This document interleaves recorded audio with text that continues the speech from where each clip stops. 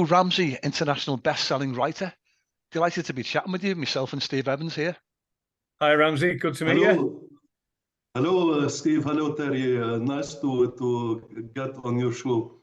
Yeah. Excellent. Right, tell us a little bit about, well, how's life in Beirut, Lebanon? We've got this perception in the UK of Beirut being a conflict area, destruction, wars, and, you know, you had that bad explosion in 2020. But how is it now? Is it relatively stable and peaceful? I mean, tell us what your feelings are about it. Well, Steve, I've been I've been all my life in Kuwait for 20 years mainly. I established a company there.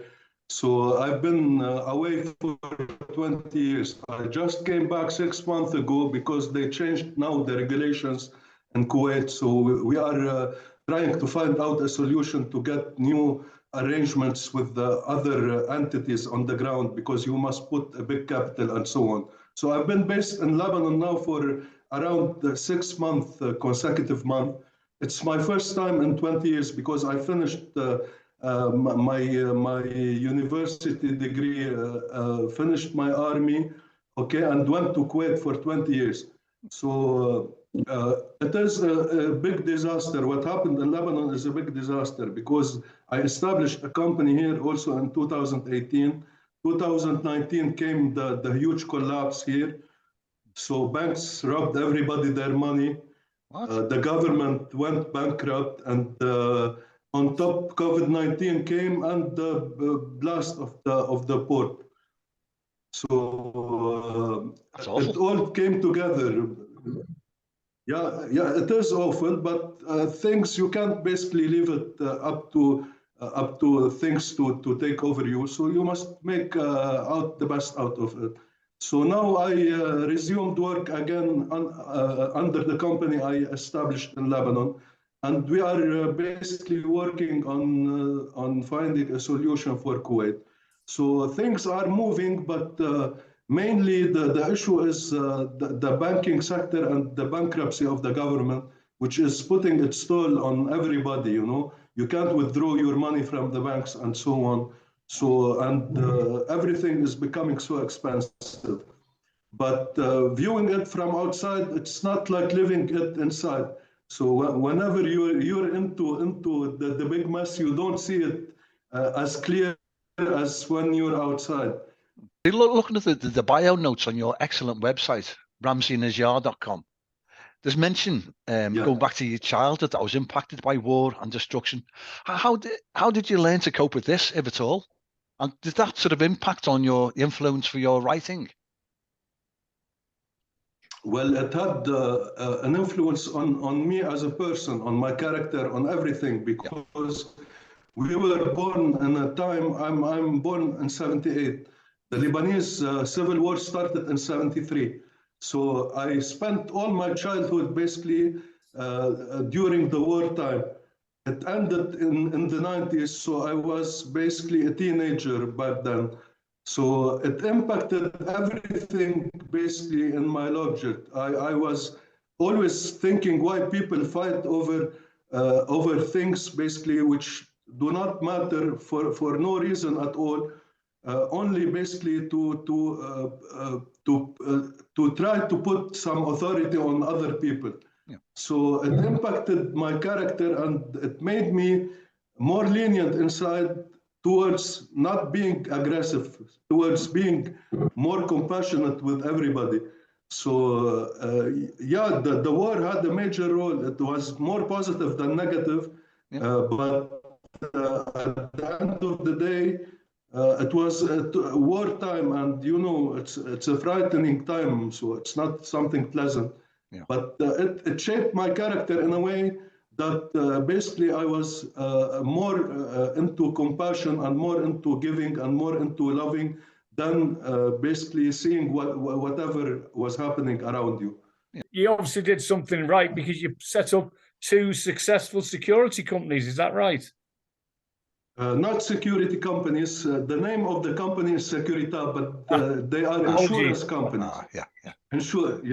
Insurance, right, okay, I understand. Insurers. Yeah. Yeah, in Kuwait, it's an insurance brokerage firm. In Lebanon, it is a reinsurance. So we do insurance for insurance companies. I understand now. Yeah, yeah. Yeah. Also, on your website, there's a section on personal coaching. Can you tell us something about that? Yeah, I just started this basically a couple of days ago. I wasn't into it, but I was thinking more for the people who are not reading the books or don't have, because books need a lot of marketing, Steve, you know. It's not something you write basically and forget about it and people would jump in. They have been selling a lot. Recently, everybody seems not to be reading at the level they were reading during the pandemic and so on. But at the end of the day, books need a lot of marketing. So I was thinking to do the one-on-one coaching to get the spirit of the book for people who are really suffering in their life and who need basically real direction. As life has taught me, I'm ready to share my knowledge with everybody. So I thought, why not to put the one-on-one coaching so people can take advantage of it? Because even some people read the books are a bit complicated. They are not very straightforward. You know, they are psychologically done in a way. It is deep psychological knowledge. I don't know whether you had time to look into them, but I'll share them, by the way, to both of you, both books, the PDF versions. So when we finish the session.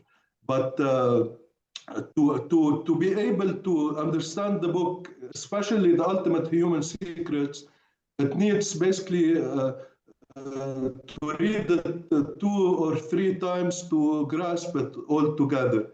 So it is the combination of 20 years of writing down ideas and psychological thoughts which came to my mind on my diary. So I have always with me, next to me, a small booklet. So I write everything in it. So during the COVID-19 times, whenever the market were closed in Kuwait, I decided to write the first book, The You Beyond You, because there was nothing else to do. You couldn't get out of your house. So basically, I decided to put all the knowledge basically in a book. And this is what happened. Then I came the next month to Lebanon because I was shifting between Lebanon and Kuwait. When the airport reopened in Kuwait, I came to Lebanon. Then they put another curfew on everybody in Lebanon. So I decided to write my second book, which is the main intention of the first book. So the first book was an introduction of how to shape your life to get into the knowledge in the second book. What if the majority of our beliefs and perceptions are nothing but a collection of misleading ideas? This book reveals the secrets of life, how they operate within us and within our reality, a process that occurs right before our eyes, yet goes mostly unseen due to the many blockages in our lives. No matter who we are or what our life goals are, bad habits and unhealthy beliefs trouble us and upset our nature, thus preventing us from striving in our environment. You'll learn how habits and chaotic knowledge are embedded in our life system and create negative frameworks to our lives. You'll also be offered practical ways to break from these bad routines and experience the true secret of life where everything thrives on different levels. A guide for readers of all ages, beyond age-old beliefs and perceptions, unveiling the true nature of life. The You Beyond You. Available now. I've looked at, we connected because I was looking at your brilliant YouTube channel. Yeah. Is this something that you designed yourself? Did you do this during the COVID period as well? Yeah, Terry. Basically, I believe in teaching myself everything. Okay. Even the website you're seeing. Yeah. Even the website you're seeing, I've done it alone. That's superb. Yeah. So there is knowledge basically everywhere. So you go to Google, you find some stuff. You go to YouTube, you find some stuff. Even for my company, basically, I'll share with you the website. I've done the website myself. So I believe in teaching myself everything. Even the marketing of the book, I've done 90% of it myself. Okay. You've won a massive amount of awards. Far too many. We'd be here all day, I think, if we tried to list them. It stretches down beyond the page of awards. How proud and fantastic does that make you feel? Well, it makes me very proud because I wasn't expecting to get. I'm not a writer. I'm not a known author to write books, basically. So I was shocked, basically, because in one day I received more than 6 awards. Wow. What you see on the website is not the full awards because they wouldn't fit. But it needs another it needs another website. So I've put some of them. Yeah. So it's more than 40, I think. It makes me proud. It doesn't make me proud because of my ego. It doesn't give me joy for myself. It makes me proud that I've written something that people can enjoy and read and make good use of it, of the knowledge inside the books. This is what makes me proud more than seeing these circles, you know. So yeah, so basically, in a way, it makes me proud that I've put something that people can learn even when I'm not anymore here. So yeah, it's something nice, basically, to be able to help people in a way. It's a brilliant legacy. I don't know. Living it, I don't feel it's a legacy, but I feel.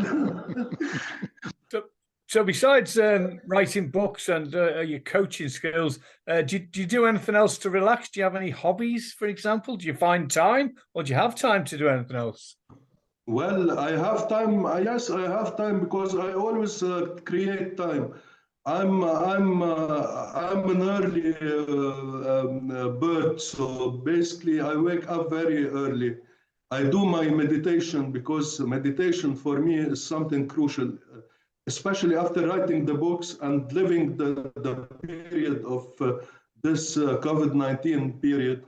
So I'm more into meditation, and I do my meditation very early in the morning, approximately 4:30, 5 o'clock. Now I've been sleeping more, a little bit more, so I do it at 6 o'clock. But I have 1 hour per day in the morning for meditation.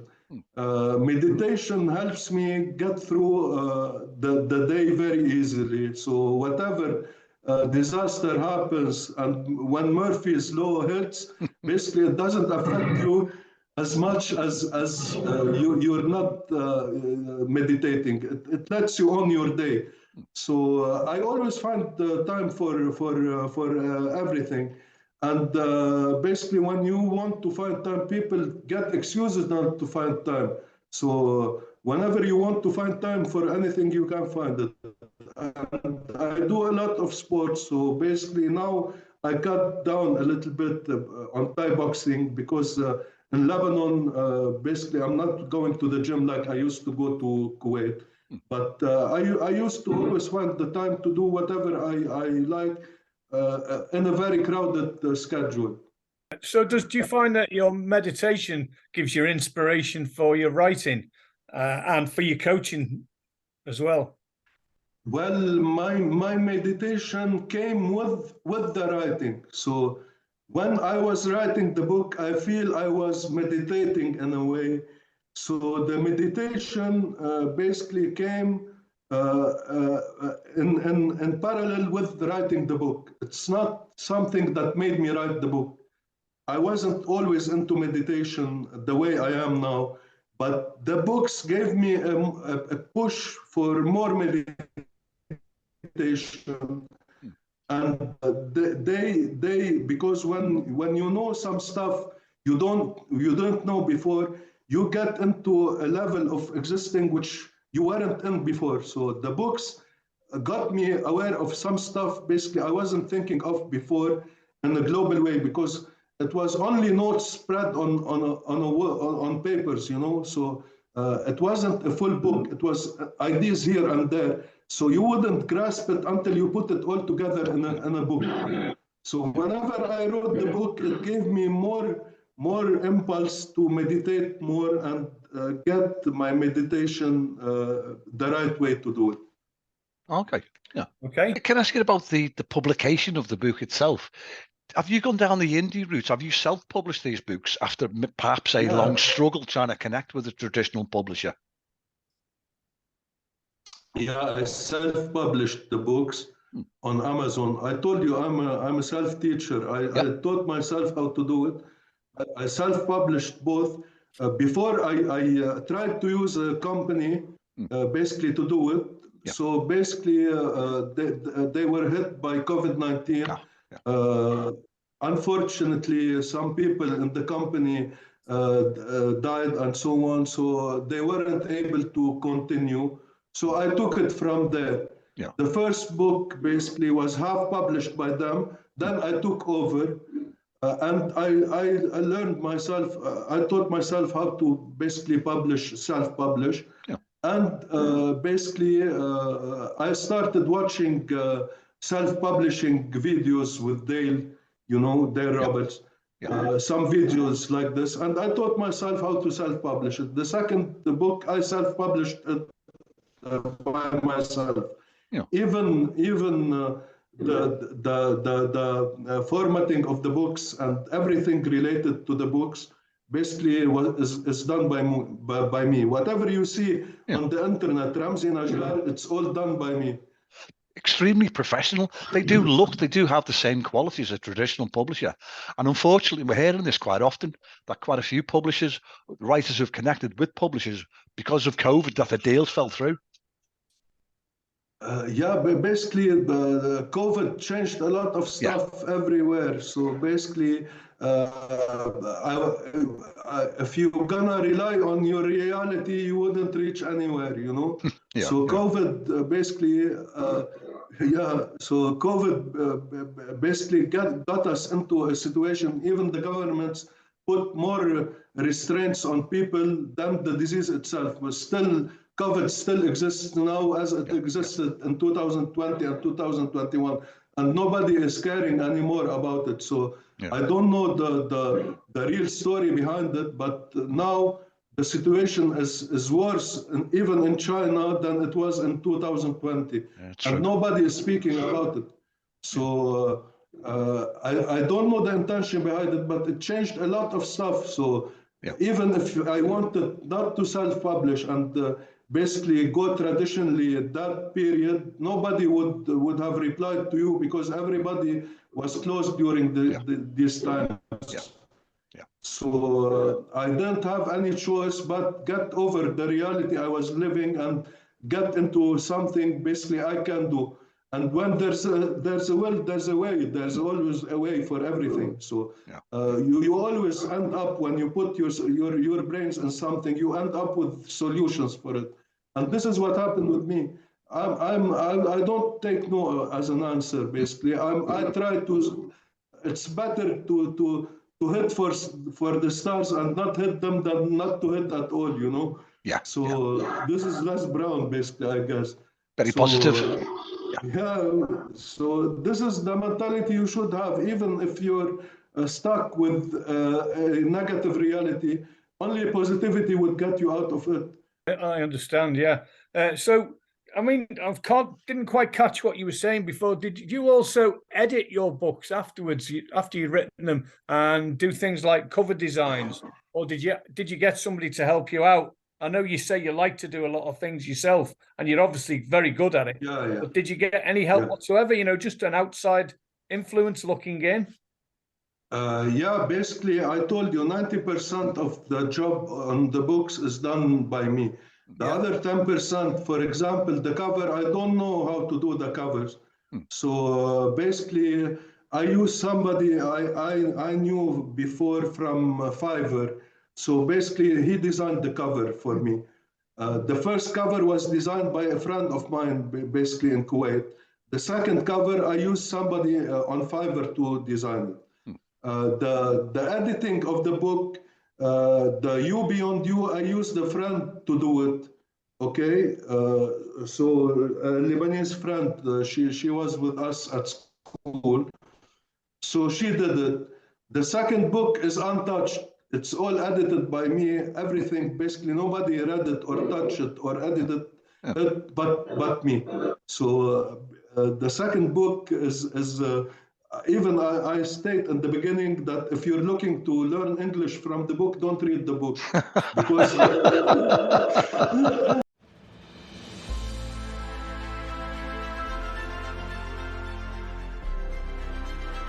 We usually roam our existence and find ourselves after years have passed by, having gone in so many directions, some of which paths that we chose that were excellent for our personal growth. The ultimate human secrets, the hidden power in our mysterious unconscious knowledge, is a book that will genuinely, positively impact your existence. A manuscript that contains our lives' deepest secrets and a guide for readers to help them take complete control of their lives and change their realities. Based on how mind, body, and soul work in us and our reality. If you're ready to face the actual riddles of life, overcome obstacles in your way of thinking, and step out of your comfort zone to grow to succeed, then this book is the right book for you.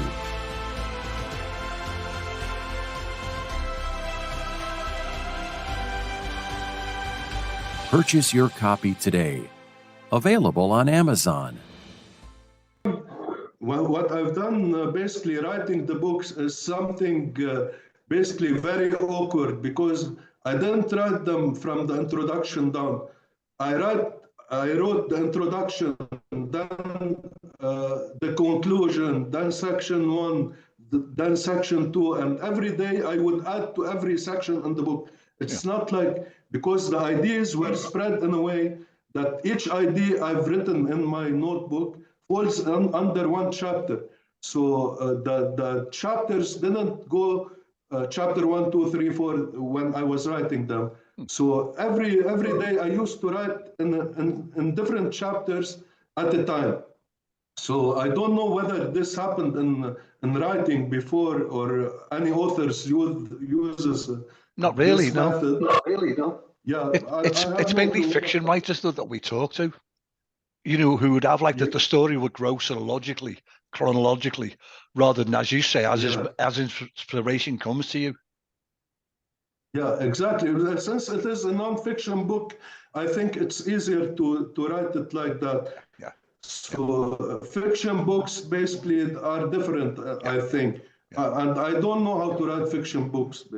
What I wanted to do is get a message through, not get something pleasant with no message in it.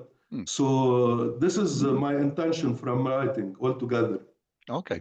Your positivity, it shines through. It really does. Thank you so much, Terry. Basically, but it needs, anybody can be so positive and can basically get over whatever problem he has in his life if he decides to do it. So it's only a personal decision. So when you decide to go the way to help yourself, you would reach some places you will never imagine you would reach, because positivity is all about the nature of electricity in your body. Every cell in your body, 40 billion cells, all charged. So you charge them positively or negatively. You know, you're all electricity inside. Yeah. So whenever you're positive, you start charging them positively, and positive stuff would start basically getting attracted to you. This is what's in the book. So it's a bit delicate, but it is basically a way to find yourself attracting more positive energy from what's around you, because everything is electricity around you. Okay. So what's next for you? Are you working on a third book now, or you're looking further down the line, or changing tack, or what? Steve, I'm not looking now to write anything because there is no COVID-19 curfews and so on. But if there was one, I would immediately start writing if I have nothing else to do. But I'm waiting now basically to put all my experience in a book, but not at this stage, until everything gets sorted out in my life for the time being, because it's now tough times, you know. I told you Kuwait and re-establishing Lebanon and so on. Intending to write a book about the experience of my whole life and how I, after basically hitting ground zero, how I got back on my feet. So this would be the third book. So I thought about the title, but I didn't start writing anything until things materialized. So I think it would take 4 or 5 years to write my third book.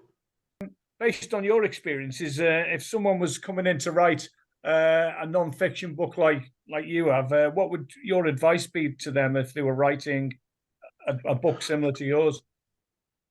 Well, basically, my advice is to prepare ahead.